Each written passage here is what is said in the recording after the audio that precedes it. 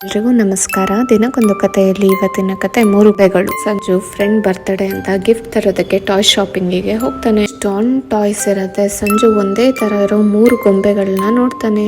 Shop ಓನರ್ಗೆ ಹೇಳ್ತಾನೆ, ಬೊಂಬೆ ಕೊಡಿ ಅಂತ. ಅಂಗಡಿಯವ್ರು ಹೇಳ್ತಾರೆ, ಇದು 3 ಬೊಂಬೆ ಅಲ್ಲ, ಒಂದೇ ಬೊಂಬೆ, ಇದ್ರಲ್ಲಿ ಸ್ವಲ್ಪ ವ್ಯತ್ಯಾಸ ಇದೆ ಅಂತ. ಸಂಜುಗೆ ಆಶ್ಚರ್ಯ ಆಗತ್ತೆ. ವಿಶೇಷ ಅಂತ ಕೇಳ್ತಾನೆ. ಮೊದಲನೇ ಬೊಂಬೆ ಕಿವಿಯಲ್ಲಿ ಹಾಕಿದ ದಾರ ಇನ್ನೊಂದು ಕಿವಿಯಲ್ಲಿ ಬರುತ್ತೆ. ಎರಡನೇ ಬೊಂಬೆ ಕಿವಿಯಲ್ಲಿ ಹಾಕಿದ ದಾರ ಬಾಯಿಯಲ್ಲಿ ಬರುತ್ತೆ. ಮೂರನೇ ಬೊಂಬೆ ಕಿವಿಯಲ್ಲಿ ಹಾಕಿದಾಗ ಅದು ಹೊರಗಡೆ ಬರೋದಿಲ್ಲ ಅಂತ ಹೇಳ್ತಾರೆ. ಸಂಜುಗೆ ಫುಲ್ ಖುಷಿ ಆಗತ್ತೆ.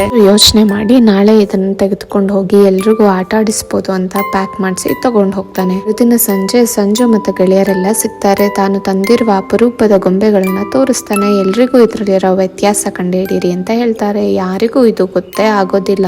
ಸಂಜು ಎಲ್ರಿಗೂ ಉತ್ತರ ಬಿಡಿಸಿ ಹೇಳ್ತಾನೆ. ಮೊದಲನೇ ಬೊಂಬೆ ಕಿವಿಯಲ್ಲಿ ಹೇಳಿದ್ದನ್ನ ಕಿವಿಯಲ್ಲಿ ಬಿಟ್ಬಿಡುತ್ತೆ. ಎರಡನೇದು ಕಿವಿಯಲ್ಲಿ ಕೇಳಿದ್ದನ್ನ ಬೇರೆಯವರಿಗೆ ಹೇಳುತ್ತೆ. ಮೂರನೇದು ತಾನು ಕೇಳಿದ್ದನ್ನ ಯಾರಿಗೂ ಹೇಳೋದೇ ಇಲ್ಲ, ಮನಸ್ಸಿನಲ್ಲೇ ಇಟ್ಕೊಂಡಿರುತ್ತೆ ಅಂತ. ನಾವು ಯಾರೋ ಹೇಳಿದ ವಿಷಯವನ್ನ ಒಬ್ರಿಂದ ಒಬ್ರಿಗೆ ಹೇಳ್ಬಾರ್ದು, ಮನಸ್ಸಿನಲ್ಲೇ ಇಟ್ಕೊಳ್ಳಿ ಇರಬೇಕು. ಯಾರಿಗೂ ಹೇಳಲೂಬಾರ್ದು, ಯಾರ ಹತ್ರ ಏನು ಕೇಳಲೂಬಾರ್ದು ಅನ್ನೋದೇ ಈ ಕಥೆಯ ನೀತಿ. Thank you so much.